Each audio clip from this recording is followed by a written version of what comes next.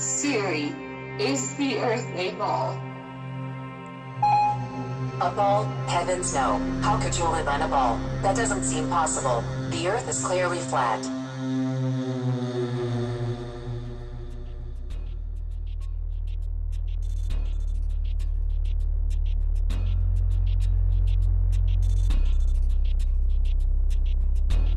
So mainstream science tells us that the Earth formed 4.6 billion years ago, after a big bang that created the known universe. This wild theory is widely accepted as fact, and it's mechanically repeated by most people due to the fact that it's what public schools teach to the kids without challenge. There is absolutely no possible way to determine whether or not an event took place that long ago. It's actually very strange that anyone would believe this nonsense. Mainstream science also tells us that life on Earth evolved into monkeys, which eventually evolved into us. There's only one huge gaping problem with the theory of evolution. We are not only missing one link between monkeys and humans, but we are missing hundreds, if not thousands, of evolutionary links. Maybe more. They want us to believe that one day we fell out of a monkey's ass and we landed on a spinning ball that's advancing through outer space at ridiculous speeds. We are being deceived. Let's put it in perspective. They think they came from monkeys, okay? I don't care how many letters they have after their name. You know, these guys go to school, they read books, they come out believing they came from monkeys, and then they have the audacity to say that we're the stupid ones. Listen to what they have to say. In the beginning, there was darkness, and then bang, giving birth to an endless expanding existence of time, space, and matter. Every day, new discoveries are unlocking the mysterious, the mind-blowing, the deadly secrets of a place we call the universe. It is, of course, a mystery as to why the universe exists in such an intelligible manner.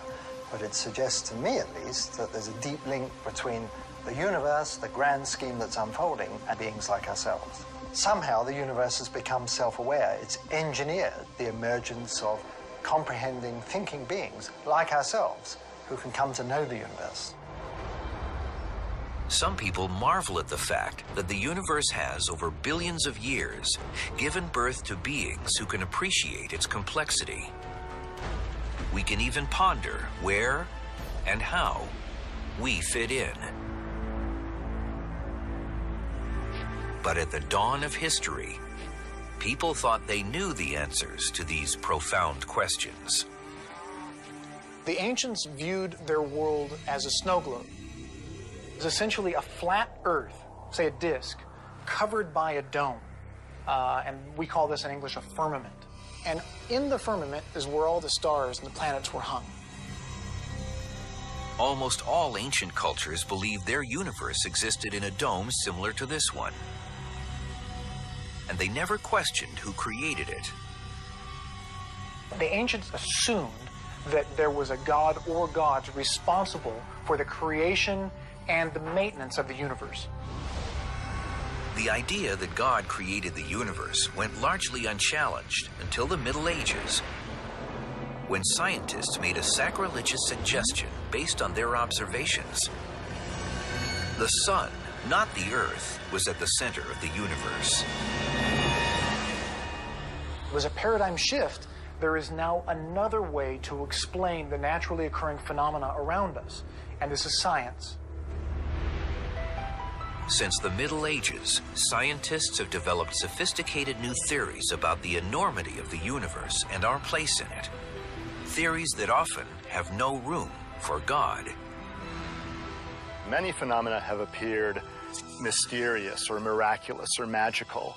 And then through the process of science, we've eventually understood them. Scientists gradually realized that the sun really is just one star among a multitude of stars in a gigantic galaxy, having hundreds of billions of such stars. And all this was created in a big bang 13.7 billion years ago.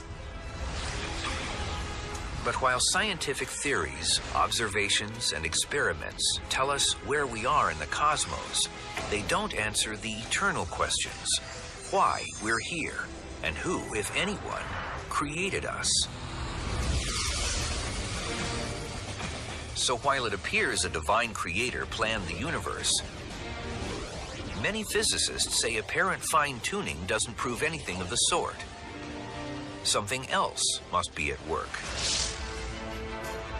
But what, other than God, could possibly explain the remarkable series of events that led to the creation of life in our universe? One very popular contender is an idea that seems at least as incredible as the idea of God.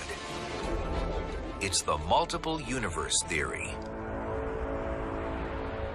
A very large number of universes, perhaps even an infinite number, could in principle exist in a vast hyperspace. We can understand the idea of hyperspace by comparing it to a mug of beer. The beer mug would be the hyperspace, and the bubbles would be these individual universes. The bubbles in a beer mug are all physically about the same. But suppose they span a range of properties. Some of them might have carbon and oxygen and stars and gravity, and others don't.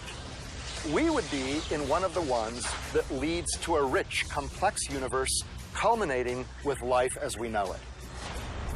If there are an infinite number of other universes, the fine-tuning that seems to be present in ours isn't an example of God's plan, but rather the law of statistics. Most of these universes wouldn't naturally develop in ways that fostered intelligent life, but a few would. So then the explanation for the specialness of the universe is that we are winners in a gigantic cosmic lottery. It stands to reason that we couldn't be living and discussing this in a universe that was hostile to life. Only the bio-friendly ones get populated with thinking beings. Having a multitude of universes is actually quite a simple and natural consequence of some of the most favored models for the birth and early evolution of our universe. It's kind of like stars and planets.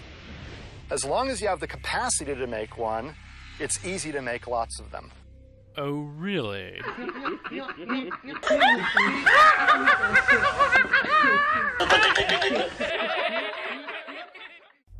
Evolution isn't the only thing we are being lied to about. The Earth under our feet has been molded into a spinning ball that is a byproduct of the Big Bang, which is a theory that was introduced to science in 1931. In order for the theory of evolution to be reasonable, the Big Bang that was somehow pinpointed to 13.7 billion years ago has to be true. In the Big Bang cosmology, the Earth is a rotating sphere orbiting around the Sun. The issue is that the motion of the Earth has never been detected, and here we are in the year 2016 looking for the curvature of our world, which also can't seem to be measured. Mainstream science using theory after problematic theory to try and prove another theory isn't science at all. Real science will reveal a stationary Earth that's turning out to be quite flat, with the Sun that's much closer than we are told. Despite what you hear, flat earthers aren't anti-science at all. We just don't condone what mainstream science has become, and that's a faith-based religion swarming with lies and ludicrous theories that have never been proven. Also, this re-emergence of the flat earth has little to do with the Flat Earth Society. If you have the desire to further look into this, don't check for answers on their website. Some of the claims made by the Flat Earth Society are decent, while others are absurd. This is a common ploy to encourage no further investigation by the controlled opposition known as the Flat Earth Society. It's a commonly held misconception that the Earth is a spherical object that revolves around the Sun. But the fact is, of course, that the Earth is a circular dish surrounded by a barrier of ice that explorers have been attempting to penetrate for centuries. What if gravity isn't real? What if the Earth is in fact flat and science has been wrong all along? Everything that you've been taught is a lie. We're shown that and told that's the solar system, that's the way it works. You've got the big sun in the middle and all the planets revolve around it, but nobody's ever seen that. We've never seen a photograph of it. We've never seen, real part. We've certainly never seen any animation of it, even though there's supposed to be a probe out in Pluto at the moment.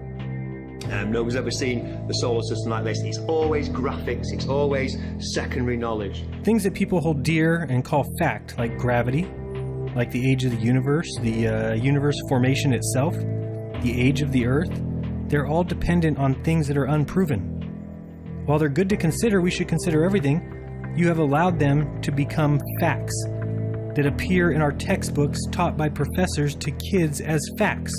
The argument, for all practical purposes, came to an end when the Church of England was established by law during the 16th century. They embraced many radical scientific notions prevalent at the time, including Copernicus' round Earth theory. With this endorsement, the theory found its way into the schools, which were then largely controlled by the Church. It has remained there to this day, and many children have accepted it without question. All-seeing eye and the square compasses. Here we have Buzz Aldrin, the second man, supposedly that walked on the grey dust of Kubrick's film set, showing off. They don't try and hide it, it's amazing. There's his Masonic ring, he's got his Shriner hat there. And these guys, yeah, they're supposedly praying to the command module. Looks like a pyramid to me. The connections between Ron L. Hubbard, or L. Ron Hubbard, who started the Scientology movement, Walt Disney, Werner von Braun, rocket scientist, Jack Parsons, also a rocket scientist, Jet Propulsion's laboratory, and Aleister Crowley, who's obviously an art Satanist, influenced a lot of rock music and everything else. Started the OTO, the Ordo Tempora Orientis. These guys are all connected. They're all in the same brotherhood. The connections between, well, here you go. Jack Parsons, the JPL was how obviously NASA got into, got into the air in the first place, the Jet Propulsion's laboratory. Here's Jack Parsons at a Masonic ceremony. You can tell by the floor. Again, you can look into this for yourself. Yeah, it's easily searchable. It's easily researchable information. The connection between Walt Disney. Here we have aboard the ISS. Again, now we're getting into the handshakes. We've got Baphomet all doing it. Yeah, we've seen Bill Clinton do that and Bush and all these guys give you that. We know what that means. We know who they're in service to. This is all about occultism. It's all about sun worship, heliocentrism. It's not science. It's a religion. It's a faith. This is Helios. This is Helios, the sun god. And here he is on the badge of Apollo 13. This is all occult religion going all the way back through all Egypt and then back through to Babylon as well. Life is much simpler on a flat plane. There's no complex theories or complicated mathematics involved in it. The flat plane. There's sea level is level. Everywhere you go at sea level it's sea level. There's no bending the ocean around a spinning ball. It's level. It's water finds its level and it maintains. You can't bend it around a ball. This idea, these facts, they're facts, resonating with people all over the world is not an accident. It's not a coincidence. That is the hardest part for you guys to understand. The people that argue with me, that want to make me feel like a fucking idiot, that's not you talking. That's your ego talking. That's you have to convince yourself verbally to somebody who is challenging your own beliefs to make yourself feel better and to help you sleep at night. The flat earth is a perfect example of that. You refuse to look at the information. It's stupid. Well, why is it stupid? Well, it just is. Well, every little thing that you've brought up, all of you, can be refuted and explained differently, but you refuse to see that. You refuse to look at it. That makes you ignorant. That is the definition of ignorance. So how does Hollywood brainwash you? Well, one way is like this. They begin their movies on a globe and then they zoom in to whatever the first scene is. Real clever way to brainwash you in the very first scene of any movie you see. Universal Studios is so bad they use this goddamn globe as their logo as their intro to every single movie that they make. At the beginning of every single movie Universal makes, you're going to see this spinning globe logo. So it doesn't even matter what the movie's about. You're going to be brainwashed. No video, real video of the real Earth spinning in space, which you'd all like to see, actually exists. This is what he's shown. This is last year from the Discover satellite, the Epic camera. This is actually the dark side of the moon. Going past the Earth. There's the Earth spinning. And there's the dark side of the moon. The only problem with that is the moon's supposed to be orbiting the Earth, not just flying straight past it. Your eyes aren't fooled, yeah? You've got your own senses, trust your senses, this is clearly CGI, but you go to NASA's website and they will claim this was taken from 1 million miles away from Earth by the Discover satellite. You'll notice also that the clouds don't really move. I mean, they move across, but they don't change, don't swirl, they don't change direction. 5 hours, 3:50 to 8:45 is nearly 5 hours of time-lapse photography. Those clouds do not move at all. You ever been mindfucked before?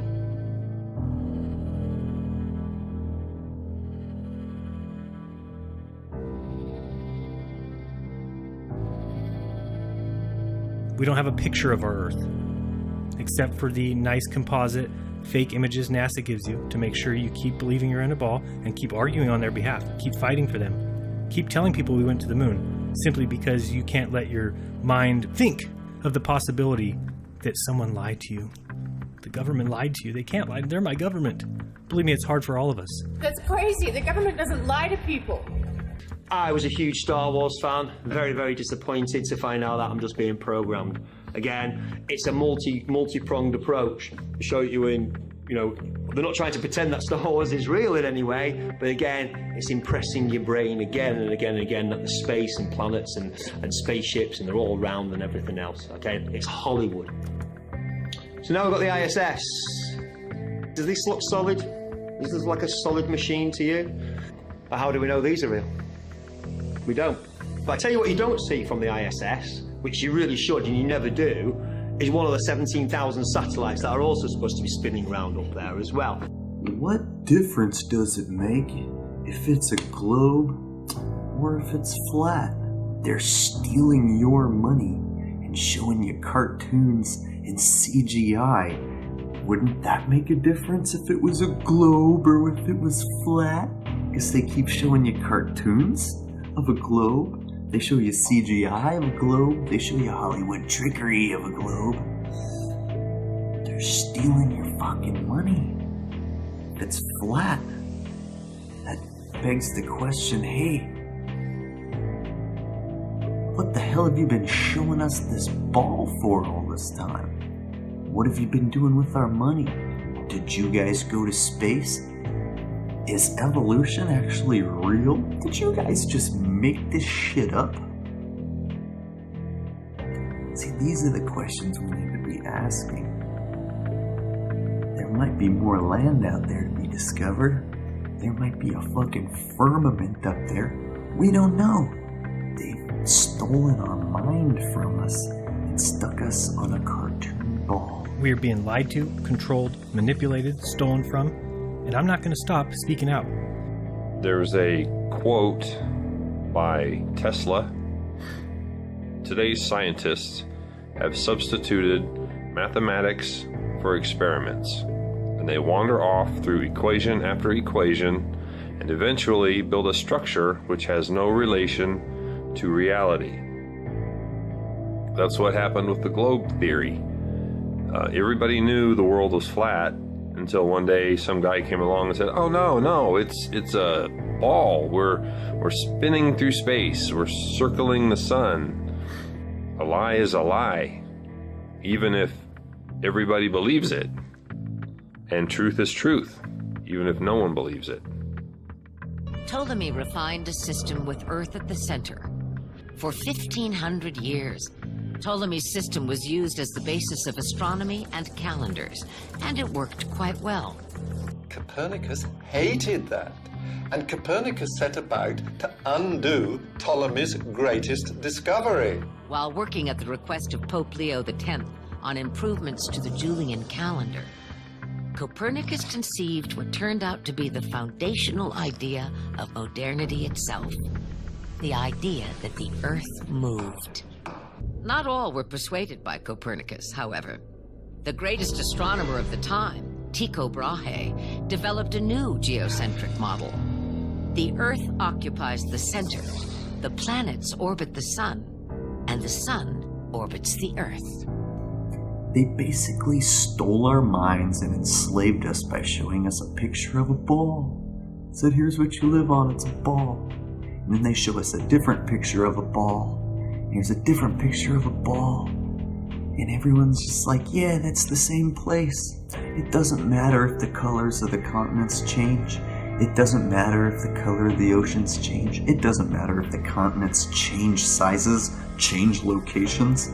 Tycho hired a young assistant named Johannes Kepler in 1600. Kepler, working on his own development of the Copernican system, needed Tycho's observations, but Tycho refused to part with them. When Tycho died suddenly and mysteriously in 1601, Kepler took charge of Tycho's observations and used them to develop his own system.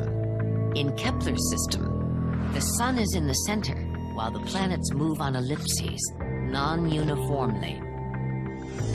The ellipse, with its two foci, allows us to see that Ptolemy's epicycles and equant were actually a brilliant attempt to express non-uniform motion centuries before Kepler.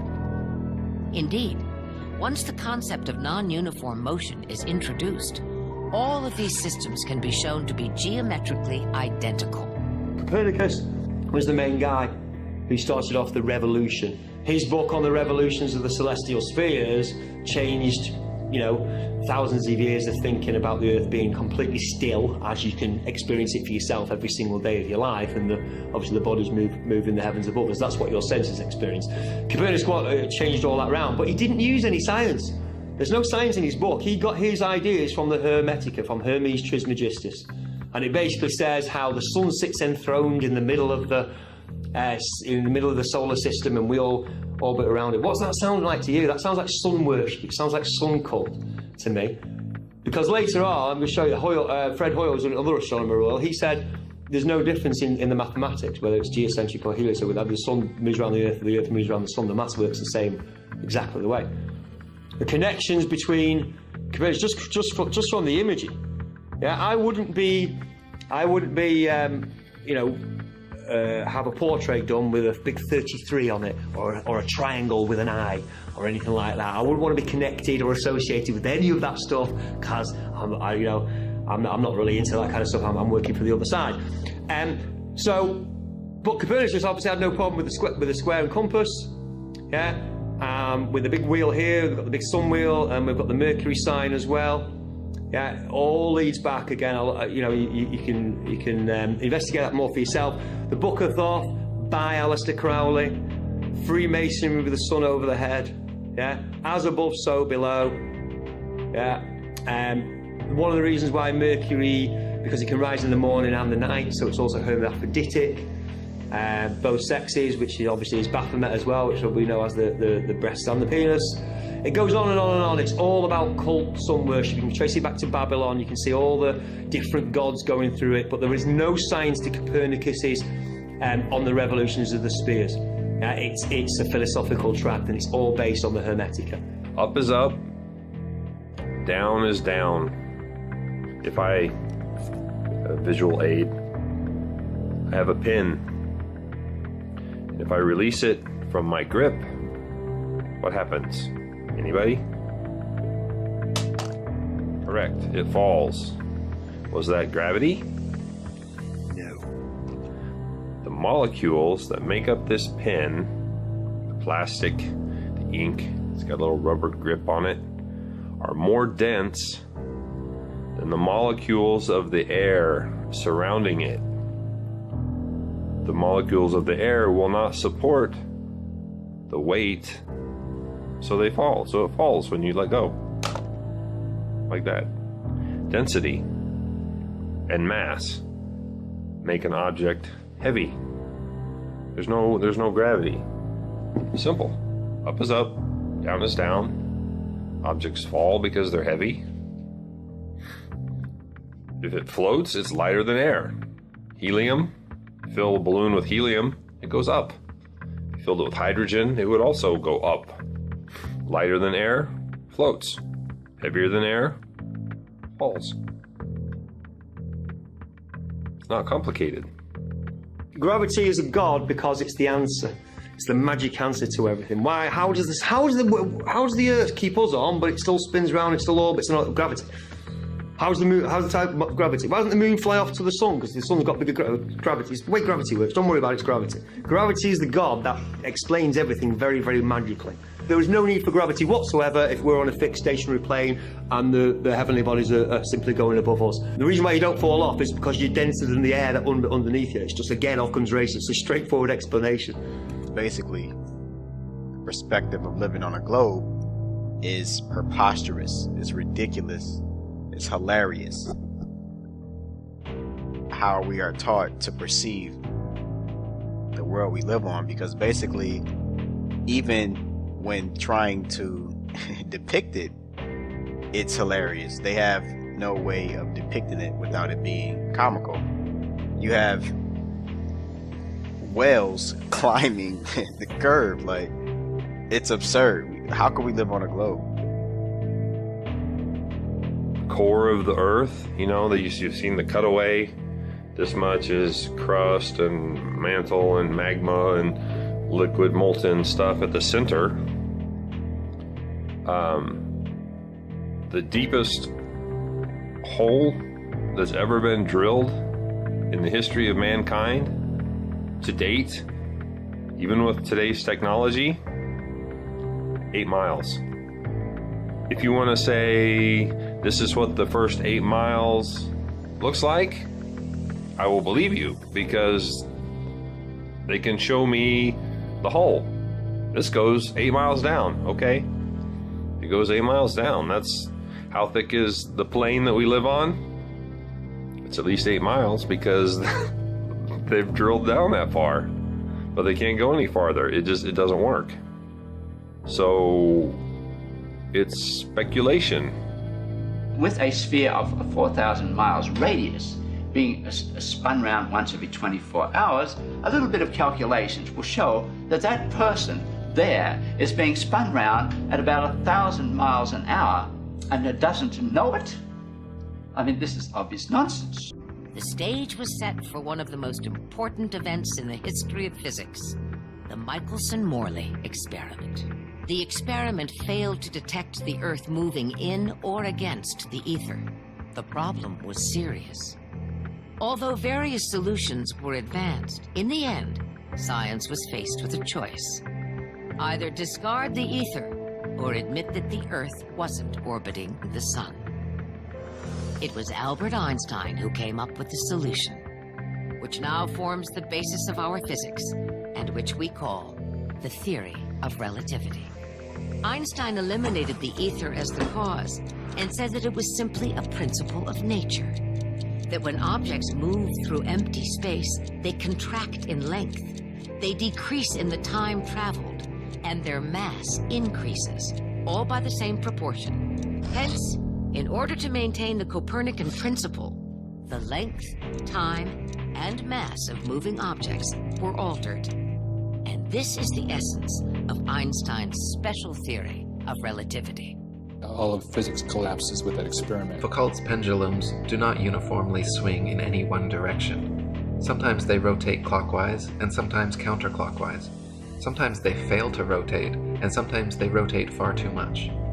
Scientists who have repeated variations of the experiment have conceded time and again that, quote, it was difficult to avoid giving the pendulum some slight lateral bias at starting. The behavior of the pendulum actually depends on 1. The initial force beginning its swing, and 2. The ball and socket joint used, which most readily facilitates circular motion over any other. The supposed rotation of the Earth is completely inconsequential and irrelevant to the pendulum's swing.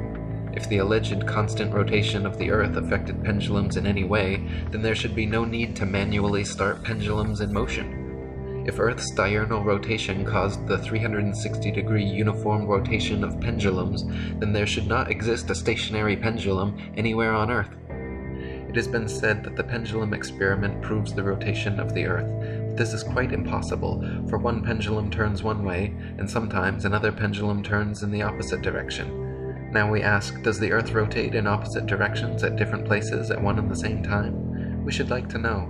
Perhaps the experimenters will kindly enlighten us on this point. There's all kinds of evidence for the phenomenon of what's called continental drift. This means that the continents are able to move as if they're floating on a fluid. Now, if the Earth is spherical, if it's spinning, anybody knows that if this is spinning very, very, very fast like that the continents should all be located at the equator, because centrifugal force would move the continents from the poles to the middle. The Coriolis effect is often said to cause sinks and toilet bowls in the northern hemisphere to drain spinning in one direction, while in the southern hemisphere causing them to spin the opposite way, thus providing proof of the spinning ball Earth. Once again, however, just like Foucault's pendulums spinning either which way, sinks and toilets in the northern and southern hemisphere do not constantly spin in any one direction. Sinks and toilets in the very same household are often found to spin in opposite directions, depending entirely upon the shape of the basin and the angle of the water's entry, not the supposed rotation of the Earth. Jennifer Horton wrote, "While the premise makes sense that the Earth's eastward spin would cause the water in a toilet bowl to spin as well, in reality the force and speed at which the water enters and leaves the receptacle is much too great to be influenced by something as minuscule as a single 360-degree turn over the span of a day. When all is said and done, the Coriolis effect plays no larger a role in toilet flushes than it does in the revolution of CDs in your stereo.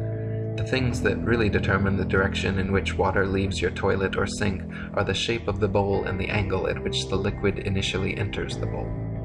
The Coriolis effect is also said to affect bullet trajectories and weather patterns as well, supposedly causing most storms in the northern hemisphere to rotate counterclockwise and most storms in the southern hemisphere to rotate clockwise, to cause bullets from long-range guns to tend towards the right of the target in the northern hemisphere and to the left in the southern hemisphere.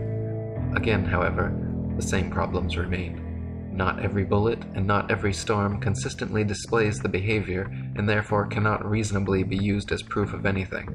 They got us to ridicule it, and that was the genius in their whole plan. If you ridicule something socially, it's ridiculous, so I'm not going to look into it. When if you think about it, if you flip it inside out, to assume the Earth is flat makes so much sense. To assume it's a globe is so ridiculous. We should have laughed at that, you know? And it's funny how people who still believe in the sphere always make fun of the flat Earth, because they'll say, well, how can I stay on? I'll fall off. I mean, that's ridiculous. I'll fall off. Yet they have total faith in not tumbling down the sphere. For some reason, this appears safe to them.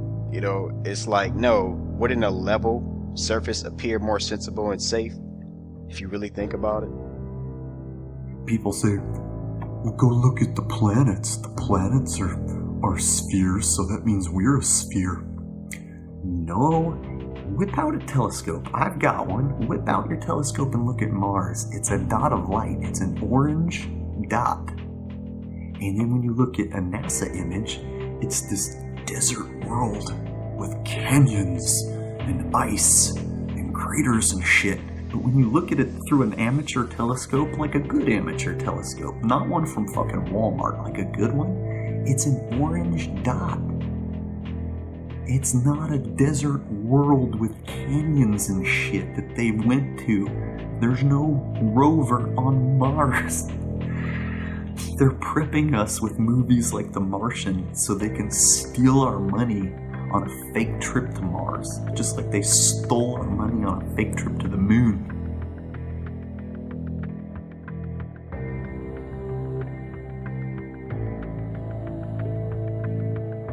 Behold, the mysterious floating orb. Ooh! Ah! Ooh! Ah! Soup's on. Don't don't need all the complex theories and math. The sun isn't 93 million miles away. It's much closer, and much smaller. Oh, it's 400 times bigger than the moon, but it's also 400 times farther away, so it appears to be the same size. The sun and moon are the same size, and they're not as far as they say they are. They circle above the plane that we live on, the flat plane. They circle. The sun shines down like a spotlight. It's around 24 hours. The same phenomenon Eratosthenes measured could be explained by a flat Earth if the sun were only a few thousand miles away and 32 miles across. The math would work out the same. Once you realize what's going on, you're on a flat plane, you can see the sun. It's like it moves towards you, passes overhead, and moves away from you. It's perspective, the distance. It moves that direction until it reaches the vanishing point, the point of convergence on the horizon, where you can no longer see its light. This is a really, really good video to watch. It's called The Amazing Flight of a Balloon to the Edge of Space. And if you watch it, you will see, because those are clouds there. This isn't the ocean. This is clouds. And what have we got here? That's a hot spot from the sun. Now, if the sun's 93 million miles away, yeah, but massive, how is it causing a heat spot on here? Well, this is a still from it. You can watch the video for yourself, but this is what it does. There's minutes and minutes of this video as it spins around, and you can see it again and again. It will blow your mind, because you'll see the sun isn't that far away at all, because it can't be causing a heat spot on the clouds if it's 93 million miles away. If it's massive, it should all be coming in at the same angle. There should be no... The sun is obviously not 93 million miles away. It looks very close. Circumnavigation is really just a flat circle path. Gravity as we know it simply doesn't exist. The sailor thinks that he's traveling around the Earth this way, when in effect he's traveling around the Earth this way. And he's creating a circle. He's moving in a continuous direction around. He goes through the various parts of the circle, and he comes back where he started from. He's going around this way. One of heliocentrists' favorite supposed proofs of their ball Earth theory is the ability for ships and planes to circumnavigate, to sail or fly at right angles to the North Pole, and eventually return to their original location. Since the North Pole and Antarctica are covered in ice and guarded no-fly zones, however, no ships or planes have ever been known to circumnavigate the Earth in north-south directions, only east-west. And herein lies the rub. East or westbound circumnavigation can just as easily be performed on a flat plane as it can on a globular sphere. Just as a compass can place its center point on a flat piece of paper and trace a circle either way around the pole, so can a ship or plane circumnavigate a flat Earth. The only kind of circumnavigation which could not happen on a flat Earth is north-south bound, which is likely the very reason for the heavily enforced flight restrictions. Flight restrictions originating from none other than the United Nations, the same United Nations which haughtily uses the Flat Earth map as its official logo and flag. So the ball earther's logical argument is that only a globe can be circumnavigated, the Earth has been circumnavigated, and therefore the Earth is a globe. This is indeed a logical modus ponens statement, but the conclusion is rendered invalid because the first premise, that only a globe can be circumnavigated, is categorically false. There is no curve, man. You went up on top of your house and saw the curvature. You went on a plane and saw the curve. No, you didn't. There is no curvature. You know how I know? I tried to debunk the flat Earth and I failed. That's how most of us get started. We try to debunk the flat Earth and we fail. There's no evidence for curvature when you use your own senses and your own observations. Cross Lake Michigan, from St. Joseph to Chicago, is 60 miles. Over 60 miles, anything under 2,400 feet should not be seen. This is a visual of how that works. See the blue, obviously the green line is your straight out As if you were looking straight out, obviously the Earth's supposed to curve, so the blue line is where it curves. Anything beyond the blue line should not be seen. Sears Tower is only 450 feet high. It's the highest, obviously, building in Chicago. It's giving you the height of some of the rest of the buildings there. There's quite a famous picture, a guy called Joshua Nowicki, of Chicago from 60 miles away. We shouldn't be able to see any of it. It should be all behind 2,400 feet of curve. Yeah? Now people say, but you can't see the bottom of the, it's proven that the Earth's curved, because you can't see the bottom of it. But you can't see the bottom of it because seas and lakes, they wave. They go up and down, they're not completely, obviously if it's completely flat and completely clear, then you'll see a lot more of it. But this actually proves that the picture wasn't taken from very high above sea level. If it was, you'd see a lot more of the buildings, like in this next one. From slightly closer, from only 37 miles away, and should be behind 900 feet of curve, I think we can see more than 500 feet of the Sears Tower there, but you can see virtually all of the skyline. Because obviously it's a clearer day, it's a little bit brighter, and obviously the waves aren't as choppy. Here's the opposite. There's 36 miles of waves in between. Why would we see the whole thing? But we can still see far more of it. It should be 840 feet a drop. We shouldn't be able to see. We should be able to see less than the top half of those. We go on to a different city, Toronto, across Lake Ontario. A place called Grimsby. Obviously not in Lincolnshire. 37 miles away. Should be behind 900 feet of curve. The CN Tower is 1,800 feet tall. You should be able to see only the top half of that and hardly any of the rest of Toronto. Can we see pretty much the whole skyline there? Again, you can check this out for yourself. You can get half a dozen of these pictures from various places all around this bay. Yeah, this is actually taken from the red lines there. It's actually Grimsby's here, so it's actually a little bit further than this red line. But you can get pictures from Toronto from all over this beach. Yeah, and you can see way more of it than we should be. Now people say, oh well, that's light refracting, bending it round the curve. It doesn't look like a mirage. I've seen mirages. They're inverted or they're wavy. We know what a mirage looks like. We can see it in the distance. 81 miles away from Genoa, it's the Isle of Gorgona. It's only 70 feet above sea level. We shouldn't be able to see anyone, or we should be able to see the tip. We can see most of the island. It should be behind 4,300 feet of curve. It should have curved away by now. We can still see it.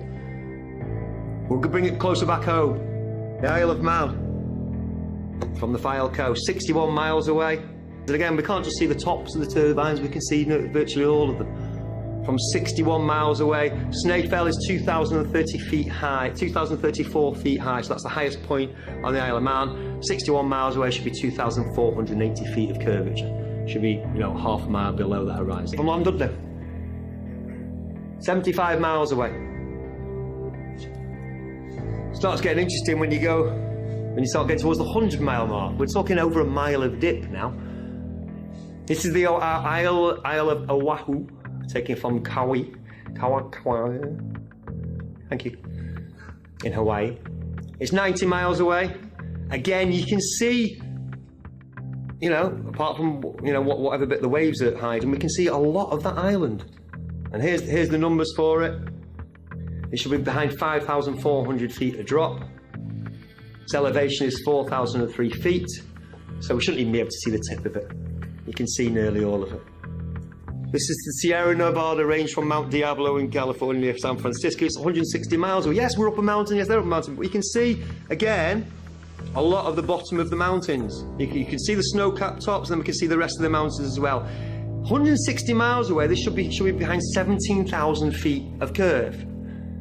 Again, yes, you might be able to see the top of it, but not all of the mountains. And here's the furthest one I've found so far. This is my record so far. I'm sure it'll keep on growing. This is the Reunion Island from the Isle of Mauritius. It's 149 miles away. It's a long, long, long way away. And once again, we can see the peak, but we can also see most of the rest down. This is quite clearly a very, very good observational day. Very clear, very calm. The highest peak on Reunion Island is 3,072 meters tall. It's just under 2 miles. 149 miles away, everything should be behind 2.8 miles of curvature. Should have curved way, way away. And again, it's not just the tops we can see much more. We can see a lot more, 2,000 feet or so of that. We can see far more. That's what I'm saying about the Z-axis curve. It's not there. It's not there. If you watch a boat out to sea and then get a telescope on it, it'll come back into view again. Yeah, it's perspective, and it's obviously the limits of our eyesight, but it's also conditions as well, quite clearly. Yeah, heat, haze condition, what have you. Physical conditions do check. But the point is that photographs have been taken. I've just shown you a dozen photographs from starting at 30 miles, 60 miles, 90 miles. Now we can see 150 miles in the distance, and it should well have disappeared behind the curve of the globe. Huge flat places on Earth, everybody's aware. If you ever watch Top Gear, the Bonneville Salt Flats, where everybody goes racing, but there's even bigger ones in South America, Ethiopia, but the Saladillo in Bolivia. They're going for 4,000 square, they're going for hundreds of thousands of square miles. Big flat places on Earth. Yeah, famously, flatter than a pancake. The evidence is all around us. The Earth is flat, and that is that. Don't overthink this thing. It's not necessary. Primary knowledge or secondary knowledge? You're going to use your own senses, your own observances, your own experiments, hopefully, or you're going to believe what you've been told just because that's what everybody believes. It's not this overly covert, like, psyop. Like, what would be the point of that? To discredit the truth movement? If you look into Flat Earth for 3 hours, that you would realize that it's not a psyop. It's not a psyop. A psyop of that magnitude that would ultimately bring the truth movement to its... Do you really think the truth movement is going to be brought to its knees anytime soon, given all the information? The same as with Flat Earth. Think about it. So why? What have they got to gain? You know, why bother? Well, as far as I'm concerned, once you've done research, and if you come to the same conclusion that myself and thousands of others have done, it overthrows heliocentrism, overthrows the Big Bang, it overthrows evolution, overthrows everything we thought we knew about the world. And I've heard people say that the reason they don't want to publish papers that disagree with special relativity or general relativity is that they built their careers on this. If you were paranoid, you'd say there's a conspiracy. Whatever it is, there is a lot of resistance to getting something published that disagrees with either of Einstein's two theories. As for all of the photos and video evidence we now have that the Earth is round, well, all of that material is completely fabricated. A hoax perpetrated by space agencies, airlines, globe manufacturers. They are reaping the rewards of our ignorant belief that the Earth is actually round.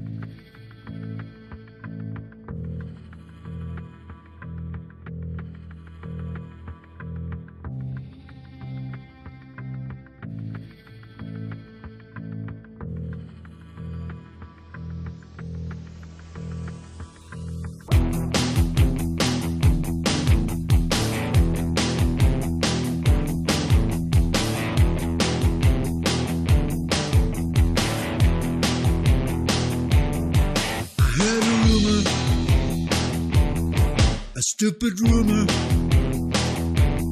I started laughing. That's a fact. I knew for certain that I would disprove it. 1 year later, and there's no going back. Researching, I'm racking my brain. The answer could drive you insane. What I'm finding was never the plan. I want to tell you that it's crazy, but I can't.